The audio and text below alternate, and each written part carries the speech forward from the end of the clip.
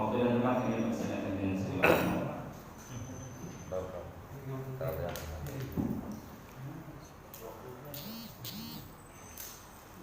Assalamualaikum warahmatullahi wabarakatuh. Waalaikumsalam warahmatullahi wabarakatuh. Ya Rabbi bil Mustafa balil maqasidana waghfir lana ma madha ya wasi'al karami ya Rabbi bil Mustafa balil maqasidana waghfir lana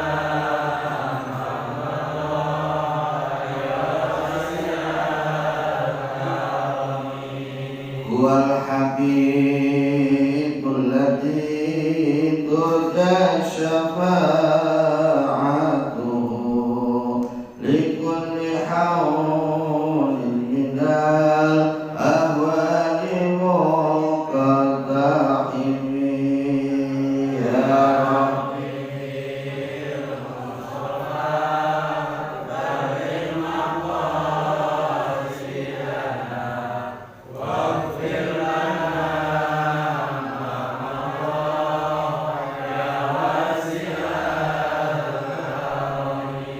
مولاي صل وسلم دائما أبدا على حبيبك خير الخلق كلهم يا ربي بلغ مقاصدنا واغفر لنا ما مضى يا واسع الكرم رضا إلى صفعة رسول الله صلى الله عليه وسلم إلى حضرة حبيبنا وشفيعنا ومولانا محمد صلى الله عليه وسلم وعلى آله وصحبه وأزواجه وذريته ونبيه أجمعين ونعوذ خصوصا إلى رب معرفة الكتاب الفاتحة. أعوذ بالله من الشيطان الرجيم. بسم الله الرحمن الرحيم. الحمد لله رب العالمين الرحمن الرحيم مالك يوم الدين إياك نعبد وإياك نستعين اهدنا الصراط المستقيم صراط الذين أنعمت عليهم غير المغضوب عليهم ولا الضالين. رب اغفر لي ولوالدي وللمؤمنين آمين. بسم الله الرحمن الرحيم. الحمد لله رب العالمين wassalatu wassalamu ala asrafil anbiya'i wal mursalin wa ala alihi wa ashabihi ajmain. Rabbi israh li sadri wa yassir li amri wahlul 'uqdatam min lisani yafqahu qawli, amma ba'du. Yang saya hormati para alim, para kiai, para asatidz, segenap tokoh masyarakat yang hadir pada pagi hari ini, yang mudah-mudahan semuanya digolongkan termasuk golongan ahli surganya Allah Subhanahu wa Ta'ala. Alhamdulillah, seperti biasa, mari kita selalu senantiasa berusaha akan rasa syukur kita kepada Allah Subhanahu wa Ta'ala dengan limpahan rahmatnya Allah, karena Allah sampai saat ini masih memberikan kesempatan kepada kita semua, sehingga kita semua dapat hadir di tempat ini dalam rangka bersama-sama menjalankan kewajiban dari Allah Subhanahu wa Ta'ala, yaitu thalabul ilmi atau Kiai Haji Mahrus Amin, pengasuh pondok pesantren Darun Najah, yang kemarin baru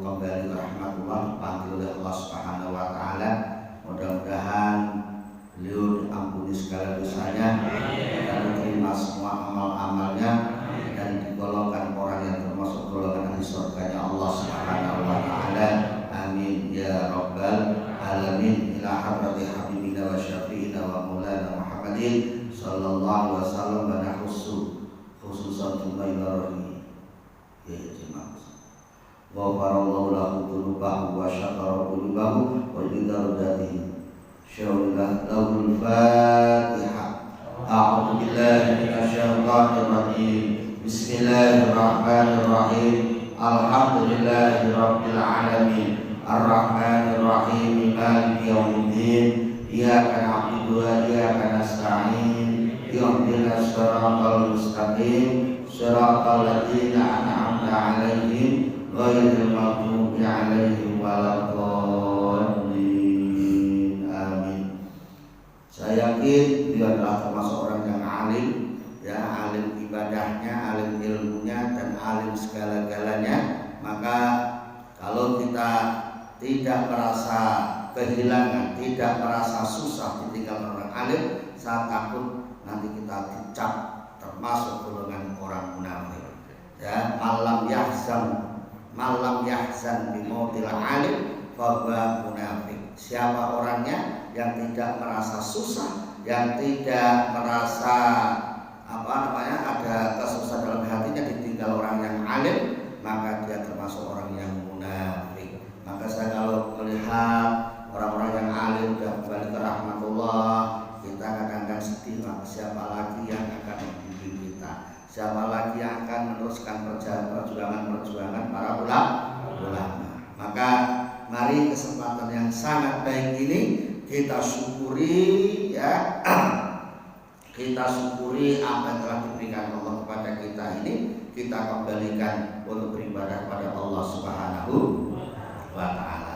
Karena Allah sudah katakan, la in syakartum la azidannakum wa la in kafartum inna adzabi lasyadid. Kata Allah, jika kalian mau mensyukuri kenikmatan yang telah aku berikan, la azidannakum, pasti Allah akan tambah kenikmatan itu.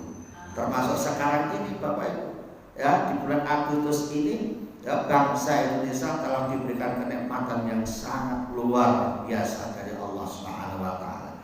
Berupa apa? Berupa kemerdekaan. Ya, kemerdekaan adalah pemberian dari Allah.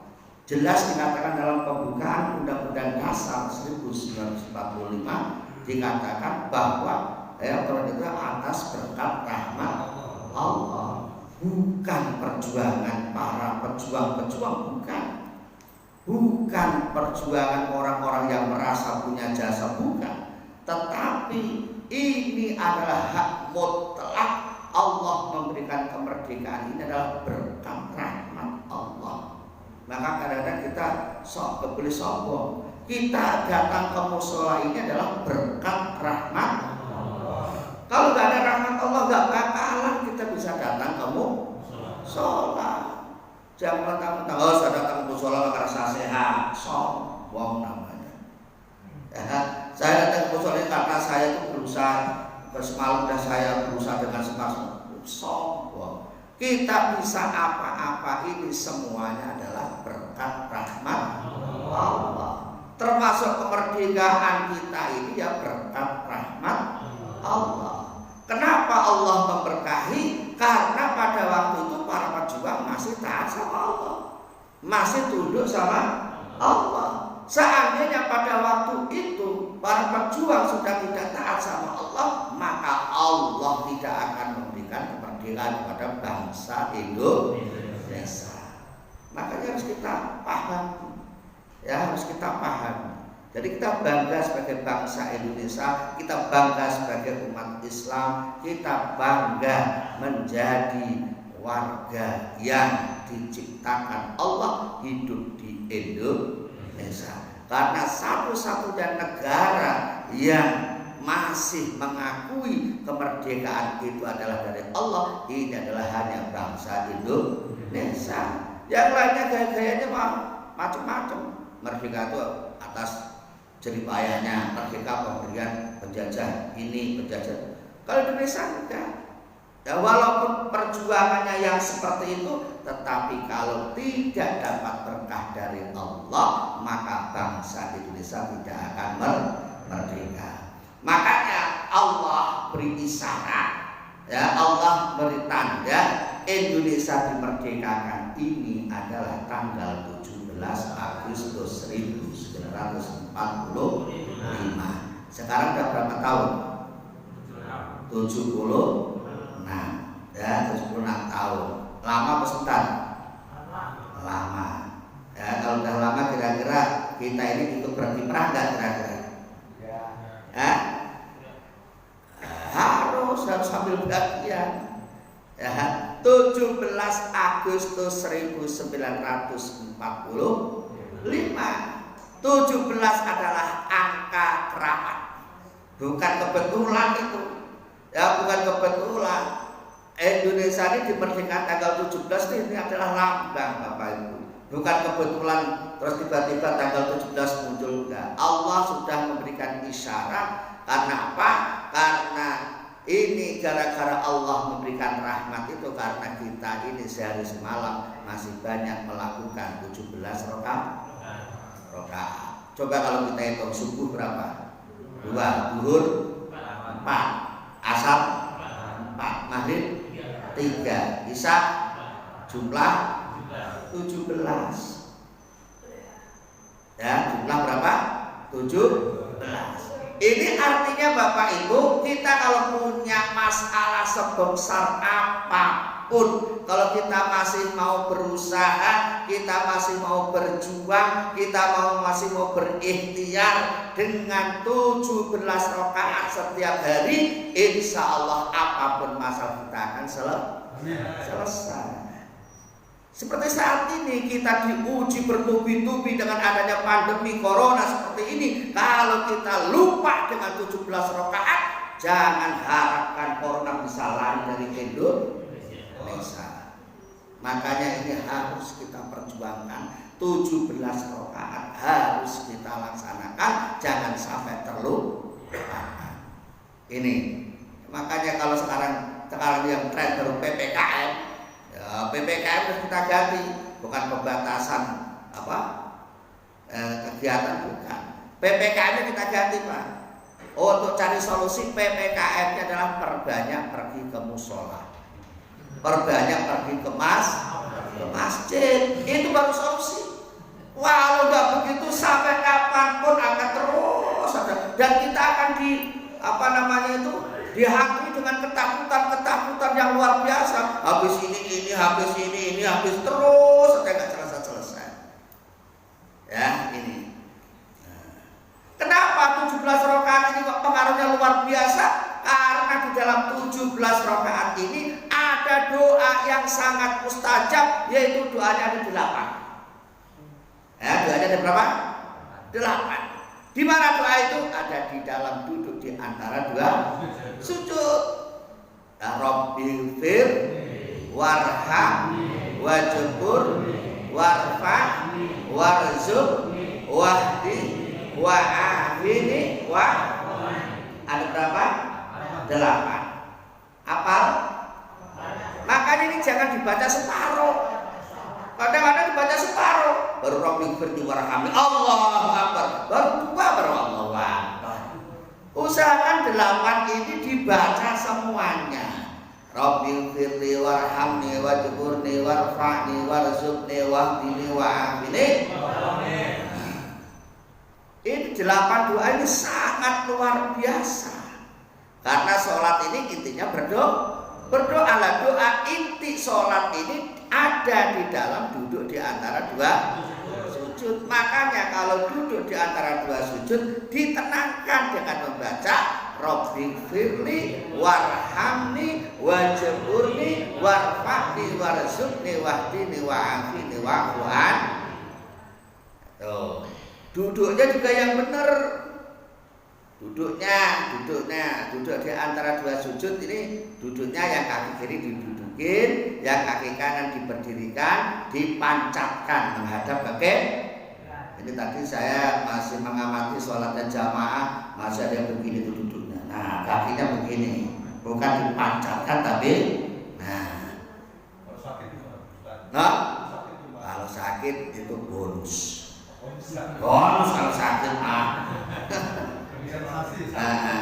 itu seperti kemarin saya nerangin fardunya wudhu itu membasuh tangan kedua sampai sikut. Ada zamanannya, Ustaz mau nanya, ya kalau nggak punya tangan gimana? Oh, nggak punya tangan ditanyai. Nggak punya tangan ditanyai, nggak bonus, nggak usah bakso. Sekarang saya tanya, mau milih bakso tangan atau milih nggak punya tangan? Gitu. Ya, tadi itu sama aja, duduk di antara dua sujud tahiyat awal itu mau duduknya seperti itu atau mau agak dipaksa dikit dipancali menghadap ke kiblat. Ini kan harus menghadap ke kiblat. Kakinya tuh mancal tuh supaya menghadap kiblat. Itu isyaratnya begitu. Dari awal kita niatnya kan mustaqbilal kiblati, artinya semuanya diusahakan menghadap kiblat, jangan ada yang ketinggalan. Makanya kalau ketinggalan sampai lama nggak sampai nggak ada ketinggalan masalahnya. Gitu. Ya. Nah, tadi ya sekali-kali memang saya datang belakang, sekali-kali. Enak aja, pamit terus. Sekali-kali saya datang di belakang, ngotrol biasa.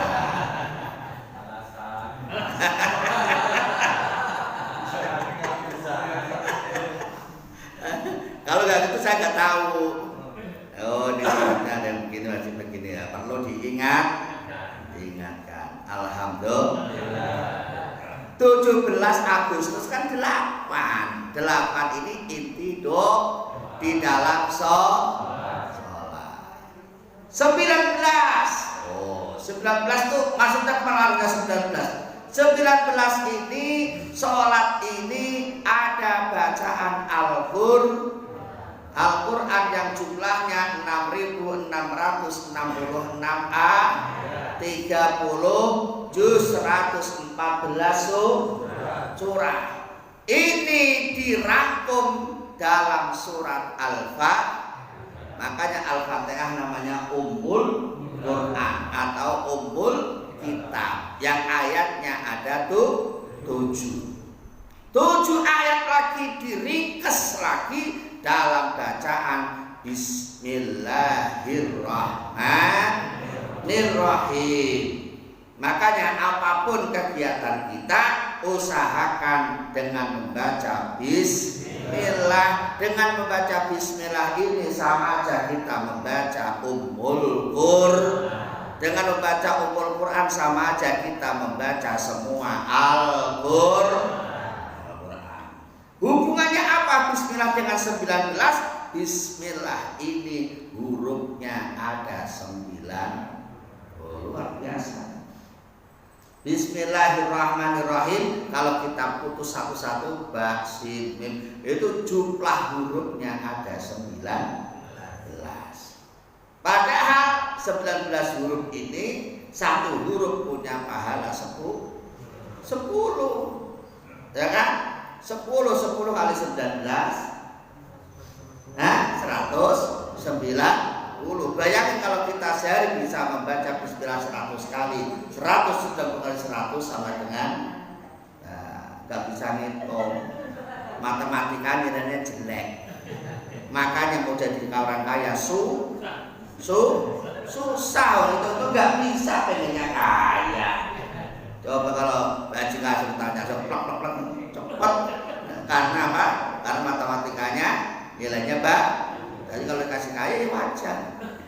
Maka kalau orang pengen kaya kok nggak bisa hitung-hitung, ya jangan minta kaya, malah bingung. Dikasih duit banyak malah bingung kenapa nggak bisa hitung. Makanya kalau nggak dikasih kaya ya harus introspeksi lah. Saya nggak bisa hitung-hitung, nggak kaya. Ya bener aja itu. Jadi kalau kita pengen kaya harus siap berhitung. 19 ini adalah lambang apa tadi?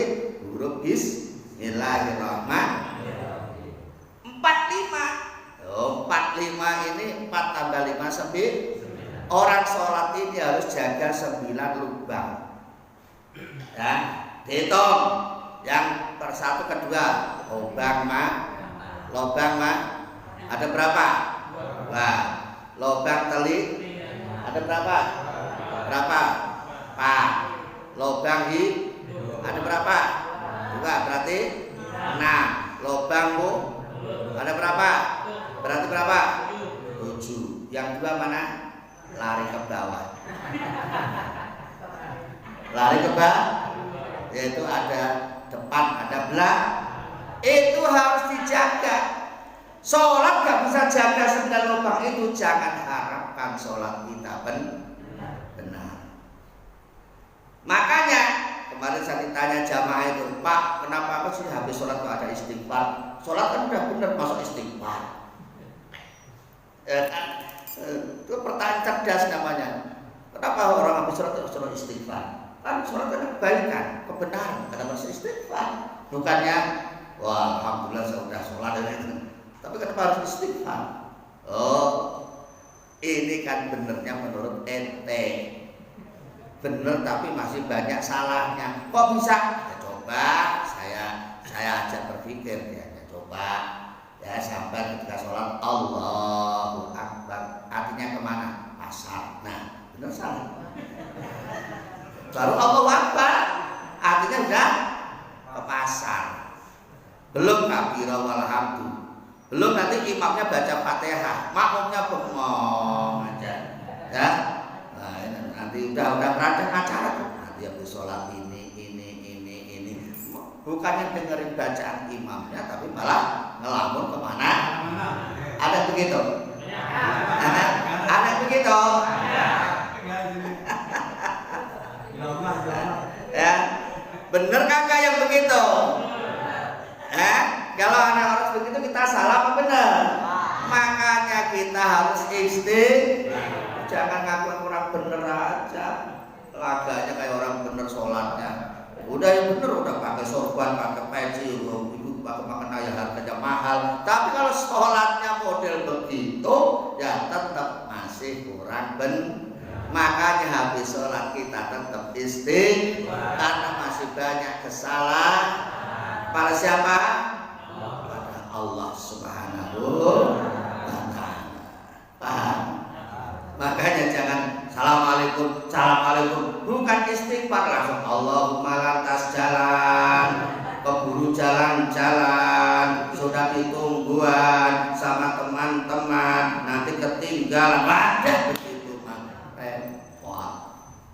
Ya tetap harus istighfar. Ya, nah, nih.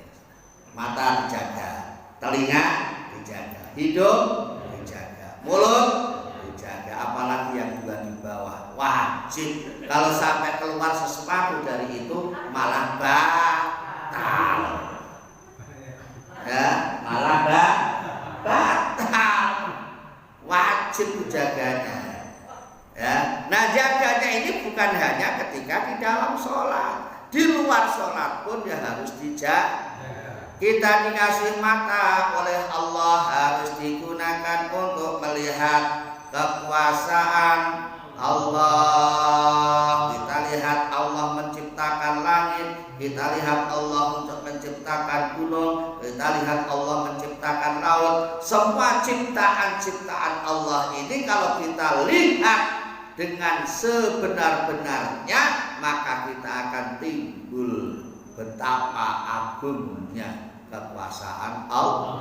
Siapa yang menciptakan langit segitu luasnya tanpa ada tiang, tidak akan rontok. Coba musola ini lebar dikit gak ada tiangnya, ya roboh. Itulah bedanya ciptaan manusia dengan ciptaan Allah. Kalau ciptaan manusia itu lemah, kalau ciptaan Allah itu ya. Kita dikasih telinga harus kita gunakan untuk sering mendengarkan mengaji, bukan hanya untuk ngerumpi. Ya, sekarang kita lihat kuping kita ini sering kita gunakan untuk pengajian, apa sering kita gunakan untuk rumpian. Ya, kalau sering digunakan pengajian ya alhamdulillah. Tapi kalau masih sering digunakan untuk ngerumpi, nah ini ya kita harus perbaiki. Kalau sholat Allahu Akbar, matanya harus jangan jelalatan kemana-mana. Kemana arahnya? Ada yang mengatakan ke fokus ke tempat sujud, tapi yang bagus lagi adalah fokus ke hati. Allahu Akbar. Masukkan kalimat Allahu Akbar di dalam hati. Itu yang bagus. Ya, zikir juga begitu Pak. Zikir itu la ilaha illallah. Masukkan Allah ke dalam hati. Jangan kita terlena kadang-kadang mentang-mentang enak. Illallah. Allahnya lari kemana-mana, nggak bisa masuk ke dalam hati. Ya keluar lagi.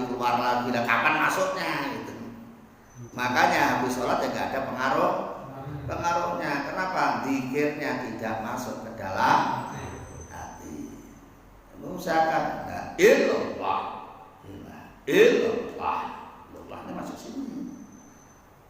Blak masuk sini. Ya, jadi bukan gaya-gayaan sebenarnya itu, bukan. Kalau gitu tuh, illallah, gaya-gaya bukan gaya-gayaan begitu, bukan itu kan gaya-gayaan. Jadi kalau nggak paham kan, lu ngapain sih orang dikit pakai begitu? Maksudnya itu supaya masuk ke dalam hati. Paham? Ya, sholat ini supaya masuk ke dalam hati, sehingga hati kita ini kalau sering dipakai sholat, insya Allah hati kita tidak keras, jadi orang tidak sombong. Tuh, ya.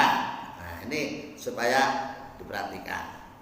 Nah, tadi 17 Agustus 1945. Makanya kita teruskan perjuangan para ulama, karena ulama ini adalah guru kita. Ulama adalah pewarisnya para nabi. Kita ini kurunnya jauh dengan nabi, maka kita yang kita lihat adalah para ulama. Jadi ulama itu tidak enteng, jadi ulama itu berat.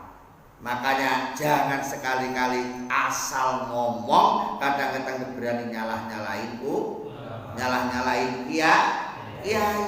Jangan asal ngomong, ibadah kita seberapa dibanding dengan beliau. Ya, jangan asal ngomong. Ini model momennya keterlaluan. Dan nyalahin kiai, nyalahin ulama. Ulama itu siapa? Pewarisnya para nabi. Nah kalau kita ini mau nyalahnya begitu, ukur dong kekuatan kita berapa. Bang sholat aja bentang-bentang kok nyalahin ulama. Akhirnya akan mengurangi apa? Kebaikan kita sendiri. Karena mulut yang kita gunakan untuk ngomong ini per kalimat per kata akan dicatat oleh malaikat. Ketika kita gunakan ngomong seenak sendiri, nyalahin orang, apalagi disalahin kiai, dah salahnya double. Makanya jangan sekali-kali berani nyalahin kiai, nyalahin ulama. Ya, awas. Takutnya kebaikan yang kita kumpulkan selama ini akan apa? Akan hilang, terkikis, habis untuk menutupi kesalahan kita.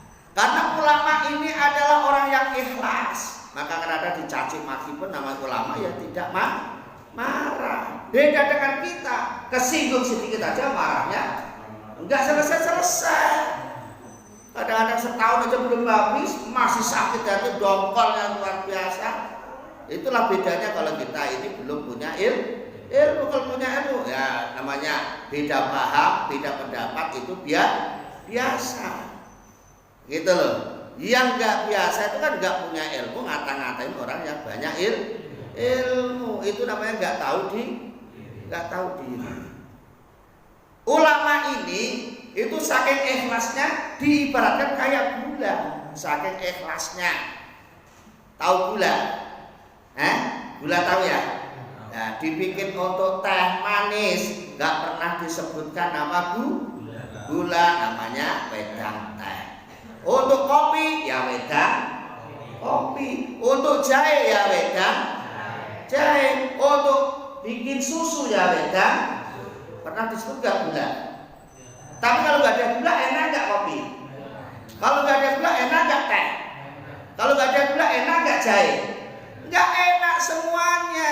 Tetapi nggak pernah disebutkan namanya. Itulah ikhlasnya sampai segitu, Pak. Makanya kita ini ibadah harus diusahakan jadi orang yang ikhlas. Gitu. Ikhlas itu kayak apa ya? Kayak gula tadi itu. Nggak pernah disebut namanya, tetapi action terus. Ya, walaupun nggak pernah disebut namanya, infaknya paling banyak sendiri di musola ini. Apa-apa kurang, nah, nggak pernah dilihat, nah, dan nggak pernah mau diumumkan namanya. Ya, diumumkan ya terserah, nggak diumumkan juga nggak ngaruh. Itu namanya ikhlas. Kita ngaji begini ini, kalau niatnya ikhlas, ya nggak ada tujuan apa-apa, hanya tujuan mencari ridho Allah. Ada temennya yang ngaji, nggak ada temennya ya, karena kewajiban. Karena kita ini sama kewajiban. Dasarnya wajib ngaji sama. Kiainya kewajibannya bacain kitabnya, jamaahnya kewajibannya mendengar. Adapun nanti paham dan tidak paham urusannya yang maha kuasa. Begitu, ya. Baik, mari kita lanjutkan kajian kita pada pagi hari ini tentang tayamum. Tayamum ini toharoh yang ketiga. Yang pertama adalah wudu, yang kedua adalah mandi. Nah, yang ketiga ini tayamum. Nah, ini tetap harus saya sampaikan karena suatu saat kita barangkali menemukan situasi seperti ini, kita sudah tahu tata cara tayamum. Yang jelas tayamum ini toharoh sifatnya darurat. Kayak PPKM jadi darurat. Ya, tayamum itu sifatnya apa? Darurat, karena bersucinya tidak pakai air, tapi pakainya debu. Tapi ini ada kondisi yang harus pas, itu kondisi harus darurat. Itu namanya tayamum. Wudu pakai air, mandi pakai air. Kalau tayamum pakainya debu. Makanya ini dinamakan darurat. Tidak pakai air semua. Itu hebatnya tayamum. Ini bisa jadi gantinya wudu, bisa jadi gantinya mandi. Kan itu. Kalau wudu kan nggak bisa jadi gantinya mandi, kalau pakai air.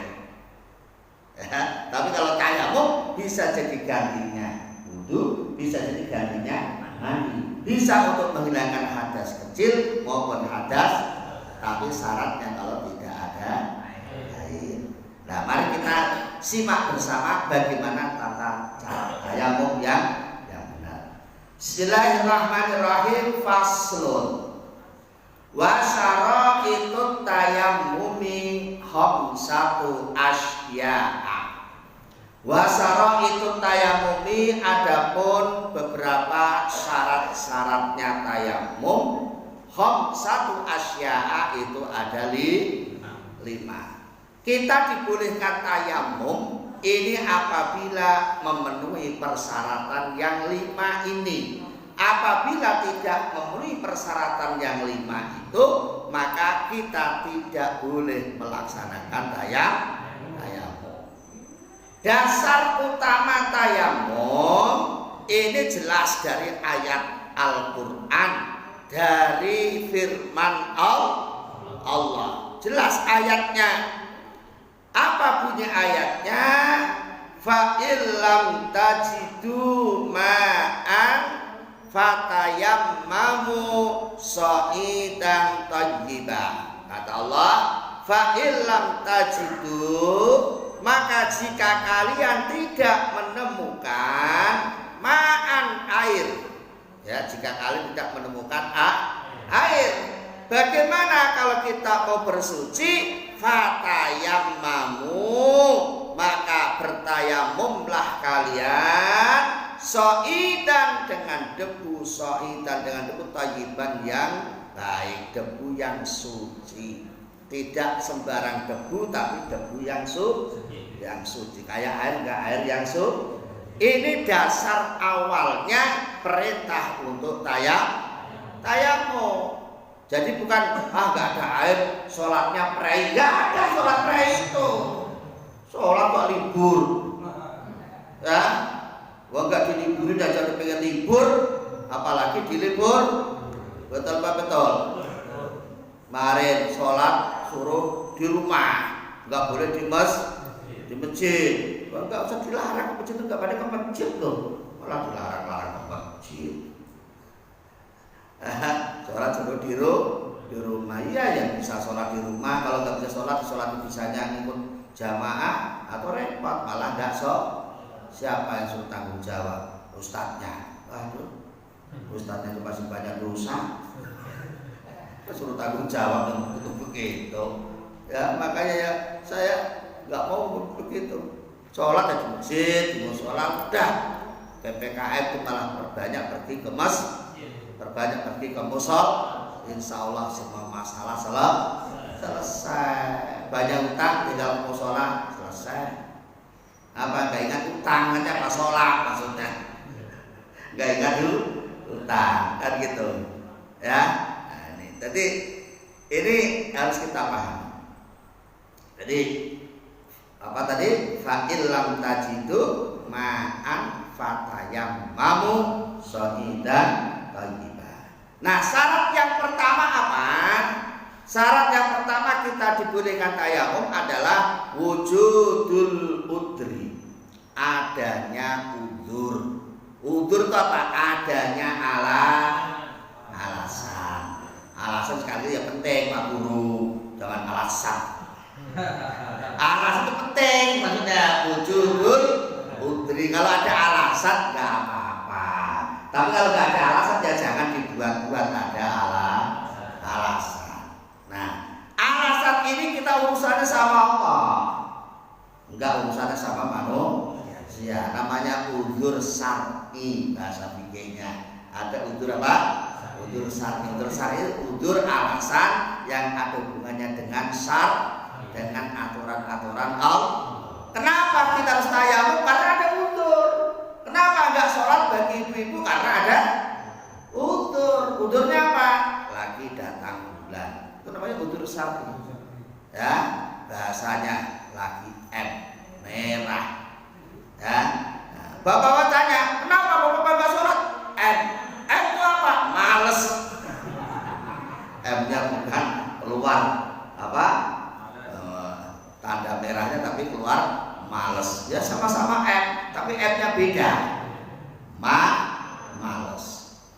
Ya, udzurnya apa? Di sini udzurnya ada dua, bisa farin au marodin. Yang pertama udzurnya karena bepergian, yang kedua karena sakit. Bepergian ini bepergian yang jauh. Safar ini adalah intolakotowil, ya, bepergian yang jauh. Intolakotowil itu dalam bahasa Indonesianya namanya intelektual. Intelektual itu orang yang sering bepergian jauh, makanya dia itu intelektual, pinter, tahu sana, pergi ke Arab, pergi ke Jepang, pergi ke Inggris, pergi ke Irak. Dia akan tahu situasi yang sebenarnya. Oh, dunia itu seperti ini. Makanya orang intelektual itu ngomongnya mesti banyak, susah dicerna. Kenapa? Karena saking pengalamannya. Nah, kalau kita ini nggak pernah kemana-mana ya nggak ngerti apa-apa. Nah, intelektual itu namanya intolakotowil, ya, perginya itu jauh kemana. Makanya namanya intelektual. Gitu.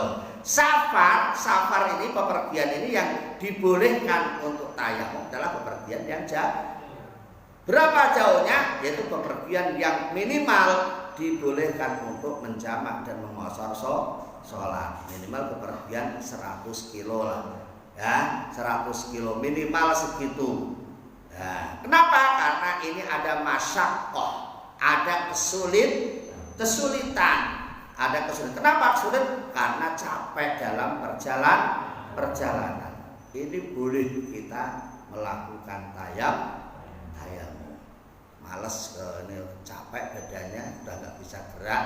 Tapi kalau sekarang pergian 100 kilo belum capek, karena mobilnya aja Pajero, ya nggak capek lah kalau 100 kilo aja. Kalau pakainya odong-odong ya baru capek. Paling kalau pakainya sepeda goes gitu kan, wah 100 kilo, udah itu mesti badannya pegel semua. Nah kalau begitu tuh boleh kita melakukan tayamum. Ada masakoh yang dilihat capeknya ini. Ya. Yang kedua al-marodin, karena sakit. Sakit ini bukan semua sakit, tapi sakitnya sakit yang parah. Sakit apabila kena air itu akan mengakibatkan tambah parah penyakitnya. Misal kena air menggigil, kamu kena air malah menggigil. Nah, ini boleh untuk tayamum. Bukan boleh untuk meninggalkan sholat tetap harus, nggak boleh ditinggalkan. Begitu pentingnya sholat.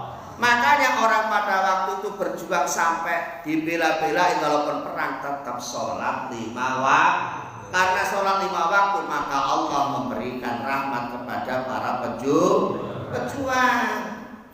Sekarang kita berjuangnya melawan melawan menghadapi ujian dengan cara apa? Wasta'inu bisabri minta tolonglah kepada Allah dengan sabar dan memperbanyak makanya PPK perbanyak pergi ke masjid, perbanyak pergi ke musol, karena kalau sholat di rumah mesti males. Kalau di sini kan banyak temennya, insya Allah sholatnya alhamdulillah. Jadi sakitnya ini bukan sakit sembarangan. Kalau tayamum itu kalau wudu bisa diganti tayamum, tapi kalau sholat tidak boleh diganti, harus boro-boro kita pakai alasan nggak ada air, baru nggak ada air. Wong kita mau mati aja masih diwajibkan sholat. Udah mau mati dan nggak bisa apa-apa, ya tetap waktunya sholat diingetin, Pak. Sholat, anaknya harus ngetin begitu, ya udah sholat dituntun sholat. Kalau sampai nggak sholat, nah anaknya tanggung jawab, ya anaknya dihitung berapa kali dia meninggalkan sholat, nanti dibayar dengan fidyah. Itu, nah, anaknya jangan enak-enak, mau warisannya gitu fidyahnya nggak mau. Terlaluan namanya itu, ya namanya keterlaluan. Warisannya tanggung jawabnya tidak itu anak durhaka begitu. Jadi anak yang baik itu bukan merepotkan orang tuanya, tetapi membahagiakan orang tuanya. Jadi gara-gara warisan kadang-kadang malah berani marahin orang. Terpau dikit aja kadang-kadang, anaknya kan di situ. Wah, orang tuanya begitu-gituin, masya. Innalillahi wa inna ilaihi raji'un. Makanya hati-hati Bapak Ibu, ya dengan barang-barang seperti itu kita nggak usah terlalu ribut ya begitu. Karena kita itu merasa nggak nyari, itu kan punya orang tua berkasih alhamdulillah, nggak dikasih nggak masalah, nggak usah sakit hati. Kenapa? Karena kita pengen menjadi orang tua ini kita senangkan. Begitu juga kita sebagai bangsa Indonesia ini jangan dikit-dikit nyalain pemerintah. Bangsa yang baik adalah bukan bangsa yang selalu menyalahkan pemerintah. Makanya kita harus bertanya dalam diri kita ini. Kita nggak usah bertanya apa yang diberikan negara kepada kita, tetapi apa yang bisa kita sumbangkan kepada negara. Kalau enak, kita ini kiprahnya apa sih di negara kita ini? Sudah punya kiprah apa belum? Nah kalau sudah alhamdulillah, kalau belum kita berkiprah, jadilah warga negara yang baik, jadi umat yang terbaik baik di hadapan Allah, baik di hadapan bangsa dan negara. Begitu Pak. Anak juga begitu. Kita nggak usah banyak nanya apa yang diberikan orang tua kepada kita, jangan. Tetapi kita banyak bertanya apa yang bisa saya berikan kepada orang tua. Itu yang bagus. Ya, yang bagus itu begitu. Nih, ya. Nah, syarat pertama ada uzur. Udurnya apa tadi? Bepergian atau sedang sakit. Syarat yang kedua, wa dukhulu waqtis sholati. Yang kedua, syarat yang kedua adalah masuknya waktu sholat. Boleh tayamum itu kalau sudah masuk waktu sholat. Misalnya tadi subuh ini tadi udah ada adzan. Allahu Akbar, Allahu Akbar. Nah, tiba-tiba kita mau wudu, bismillahirrahmanirrahim, kerannya airnya mati. Kagak ada air. Mumpah kagak ada air. Kamu sholat kagak ada air. Nah, ini namanya kita ada alasan ya, tidak ada air. Setelah masuk waktu baru boleh kita melakukan tayamum. Kalau belum masuk waktu nggak boleh. Baru tarhim misalnya, sholatu wassalamu alaik misalnya, ya kan belum masuk waktu itu. Kita tetap masuk usaha, norok cari air kemana-mana kagak. Nah sampai adzan nggak ada air, nggak ketemu air. Itu baru boleh kita melakukan tayamum. Karena apa? Sudah masuk waktu. Sedangkan sholat harus dikerjakan. Kalau belum masuk waktu nggak boleh. Ya. Syarat yang ketiga, wa talabul ma'i. Syarat yang ketiga adalah mencari air. Harus ada usaha. Harus ada usaha dulu, nyari ke sana nggak ada, ke sana nggak ada, ke sana nggak ada. Nah, sudah mondar-mandir nyari air nggak ketemu, maka kita boleh melakukan tayamum. Yang keempat, wa ta'abdur isti'malihi. Yang keempat, ada alasan untuk menggunakan air. Ya ada air cuma untuk masak. Ya ada air tapi untuk minum. Ya ada air tapi untuk kebutuhan yang lebih penting. Nah, ini kita ada alasan untuk tayamum. Keran mati, ada air di galon untuk minum. Kira-kira kita gunakan untuk mandi, untuk wudhu, apa untuk minum? Nah, jangan sok-sokan. Wah, wudhu aja, nggak minum, nggak apa-apa. Mati kan mati syahid, konyol namanya begitu. Nah, kalau nggak pernah ngaji ya begini ini modelnya orang. Ya, sok-sokan namanya begitu itu, sok Islami kan gitu kan, sok-sokan.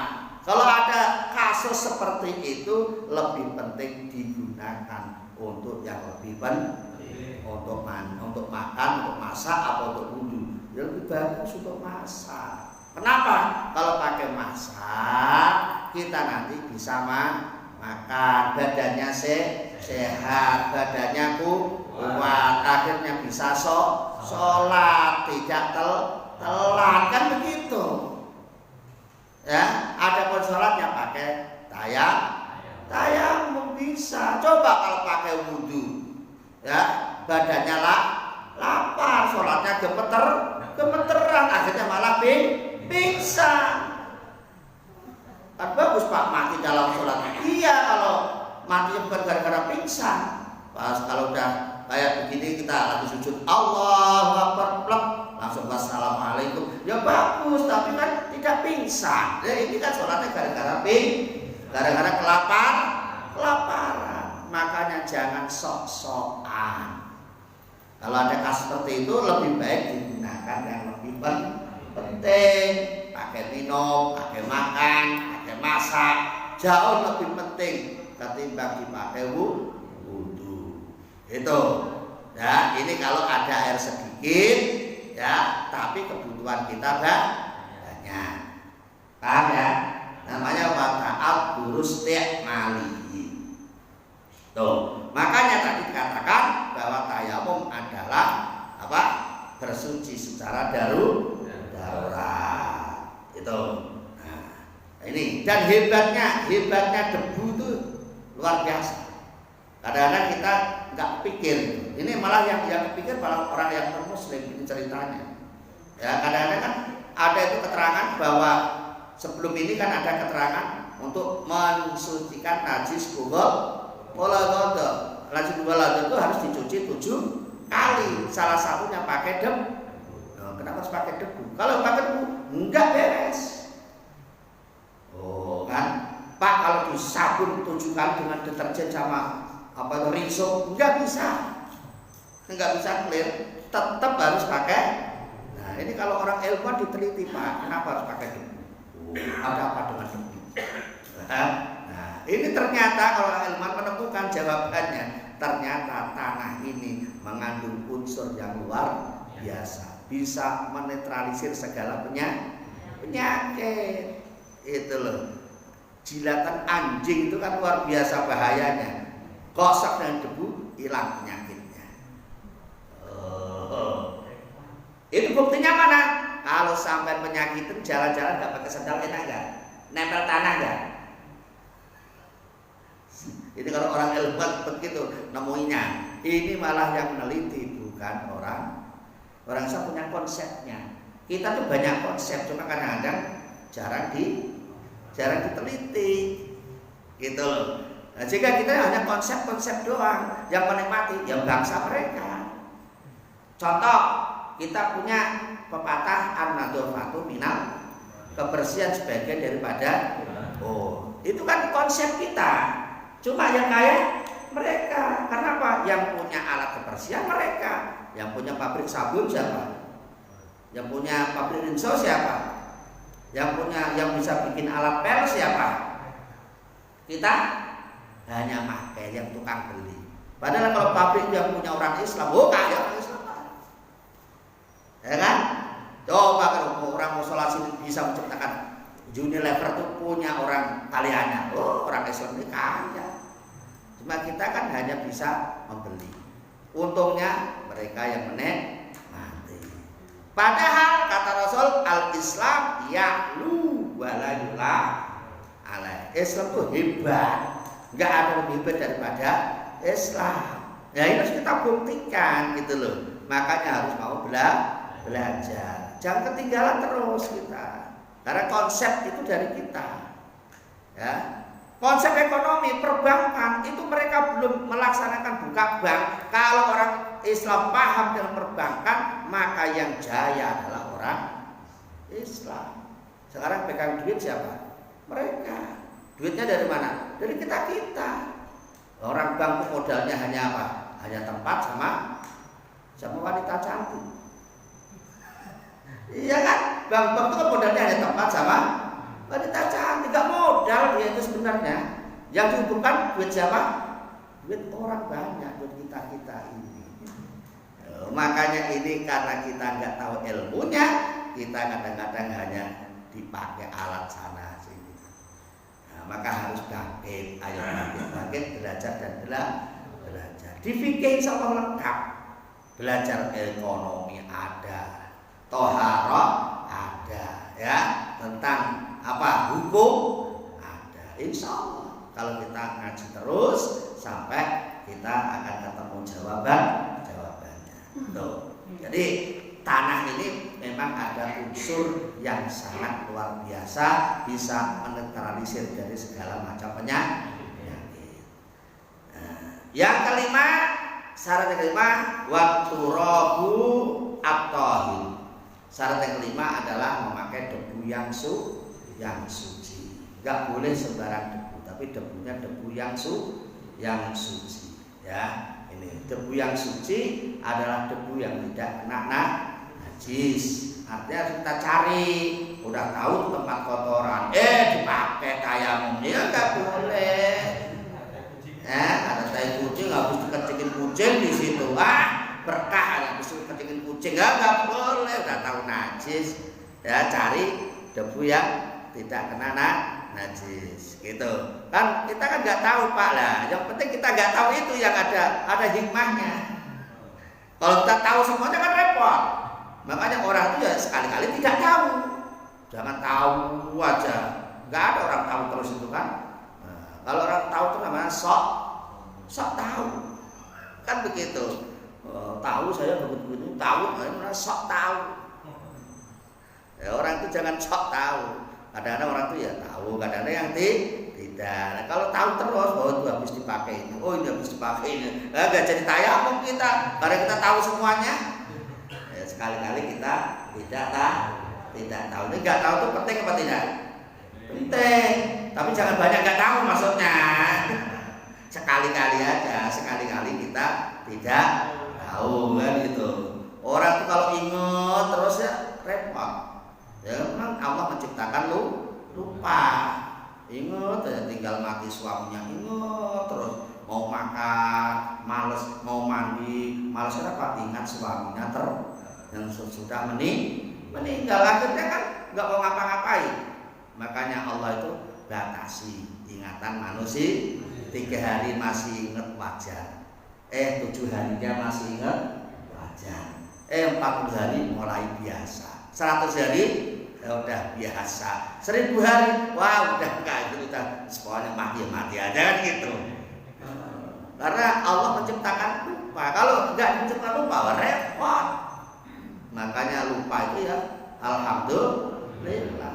Termasuk kita dikasih balak, dikasih cobaan ya alhamdulillah. Bukan kok kita harus ngeluh terus, enggak usah. Kita dikasih balak, kasih ujian begini alhamdulillah. Alhamdulillah gimana? Nah, tak bacain hadisnya. Saya kemarin membaca sebuah kitab itu ada keterangan bagus. Ya, kenapa kita alhamdulillah dikasih ujian? Karena ada sabda Rasulullah yang mengatakan, "Ma min musibatin tusibul mu'mina illa kafarallahu biha anhu." Ma min musibatin, tidak ada musibah apapun. Tidak ada musibah apapun. Tusibu yang menimpa al-mu'mina terhadap orang mukmin. Tidak ada musibah apapun yang menimpa bagi orang yang beriman.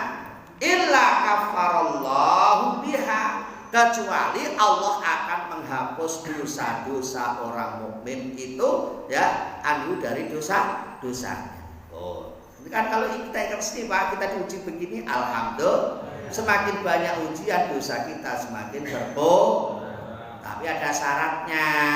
Mau nggak syaratnya? Syaratnya kita masih ingat masih melakukan sholat. Nah itu baru dikurangi dosanya.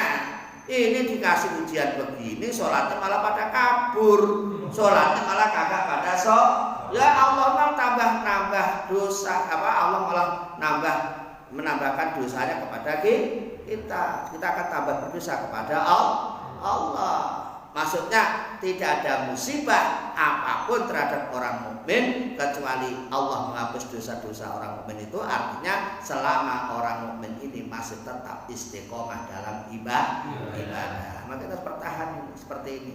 Ya, apapun yang terjadi, ngaji minggu pagi harus tetap jalan. Pengajian malam Kamis harus tetap jalan. Tahlilan malam Jumat harus tetap jalan. Itu loh istiqomah namanya itu. Jangan dikurang-kurangi. Begini tahlilan baik, ya, ngaji subuh baik. Kenapa? PPKN baik. Kenapa? Corona baik. Kenapa? Ya kebanyakan kebanyakan libur. Jangan, terus saja jalan. Insya Allah kita yakin Allah akan menolong kita selagi kita masih mau mengabdi kepada Allah Subhanahu wa ta'ala. Wa faraiduhu, adapun fardunya tayamum arba'atu asya, itu ada 4. Caranya tayamum ada 4. Ya, cara tayamum ada 4. Yang pertama an-niyatu. Yang pertama niat. Niatnya nawaitu tayammuma ya lillahi ta'ala, itu selesai. Saya berniat tayamum lillahi ta'ala, atau misalnya tayamum untuk melakukan sholat boleh lillahi ta'ala.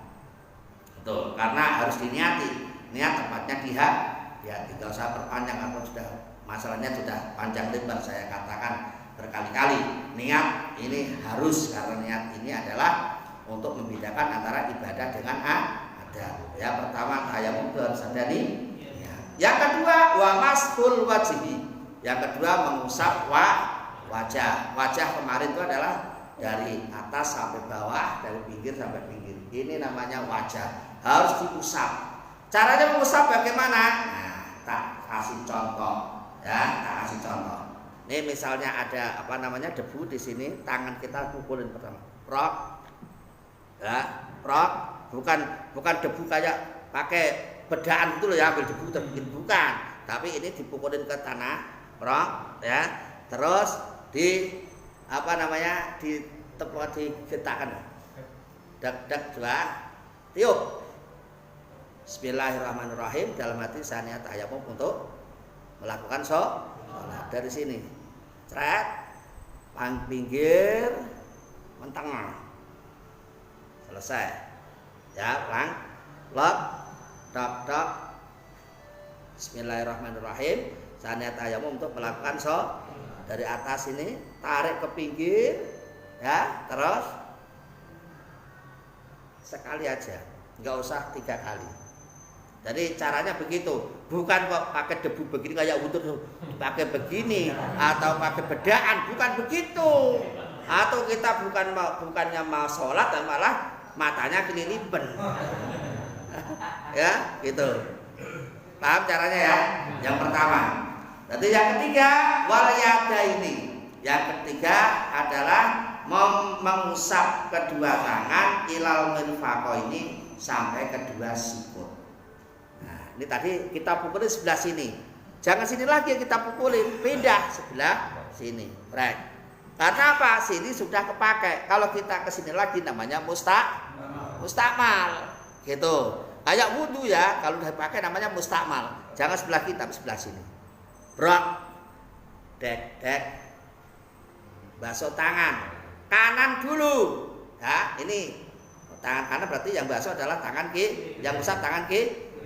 Dari sini, ya, tarik ke atas, seret, ya, karena kan dari tangan sampai sikut, bukan sikut sampai tangan loh ya, seret, puter, seret, sampai sini awas, yes, jangan begini, kalau begini nanti ini mustakmal, ini kan belum kepakai, ya kan belum kepakai, jadi seret, buang, ya, ganti yang ini.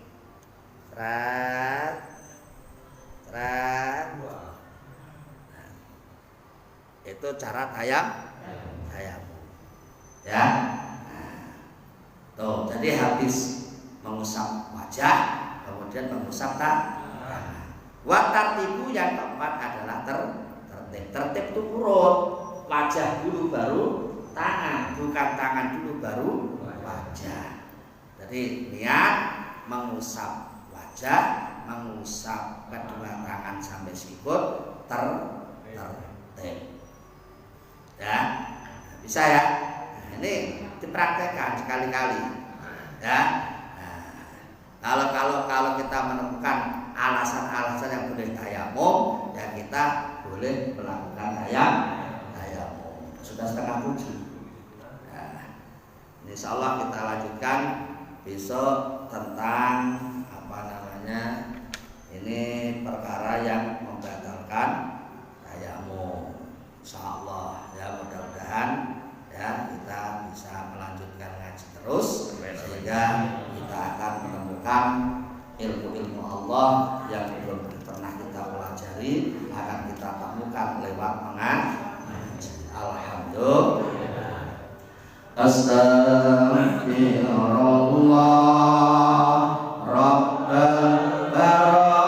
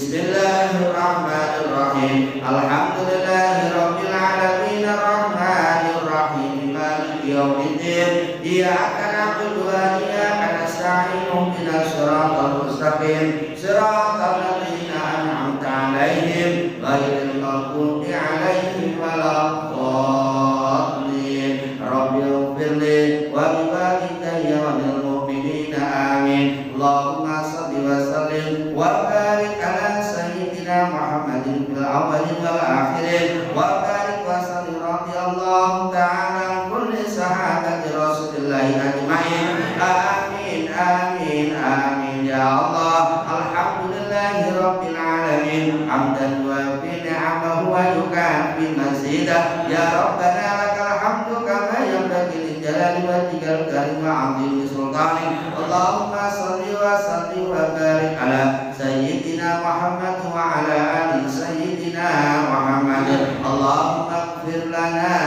wa liwalidina wa limasyayikhina wa li jami'il muslimin wal muslimat wal mu'minin wal mu'minat al ahya'i minhum wal amwat innaka ala kulli syai'in qadir. Allahumma rabbana taqabbal minna du'ana ya Allah. Istajib lana du'ana ya Allah. Innaka antas samiul alim wa tub alaina innaka antat tawwabur rahim. Allahumma iftah lana bi futuhil arifin. Allahumma iftah lana bi futuhil arifin. Allahumma iftah lana bi futuhil arifin. Allahumma ja'alna ilman nafi'an wa rizqan wasi'an wa 'amalan salihan maqbula. Allahumma inna nas'aluka ridhaka wal jannah. Allahumma inna nas'aluka ridhaka wal jannah. Allahumma inna nas'aluka ridhaka wal jannah wa na'udzu bika min sakhatika wan nar.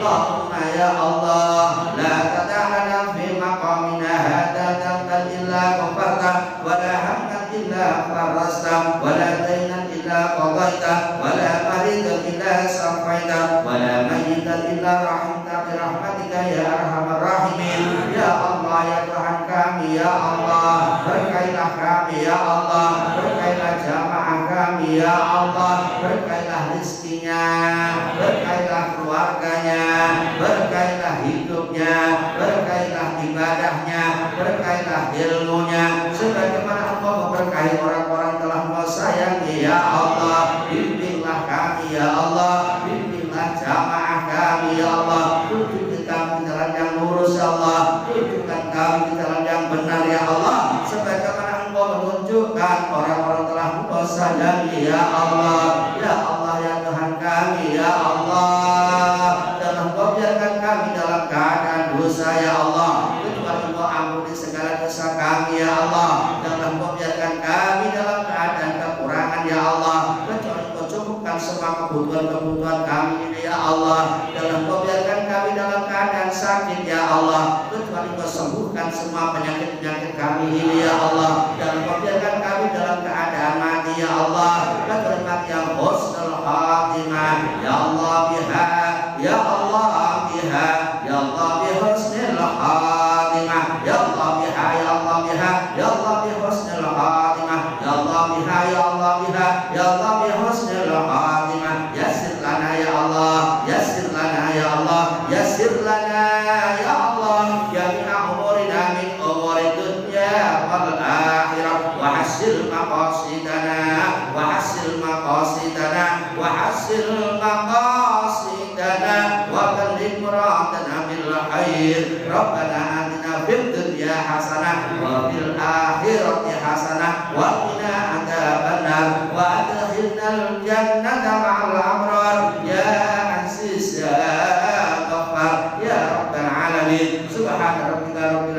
izzati amma yasifun wa salamun alal mursalin walhamdulillahi rabbil alamin. Al-Fatihah. A'udzu billahi minasy syaithanir rajim. Bismillahirrahmanirrahim. Alhamdulillahi rabbil alamin arrahmanir rahim maliki yaumiddin. Iyyaka na'budu wa iyyaka nasta'in ihdinas siratal mustaqim siratal ladzina an'amta 'alaihim ghairil maghdubi 'alaihim waladdallin. Rabbi ighfirli wa liwalidayya wa lil mu'minina amin. Demikian yang bisa saya sampaikan pada pagi hari ini.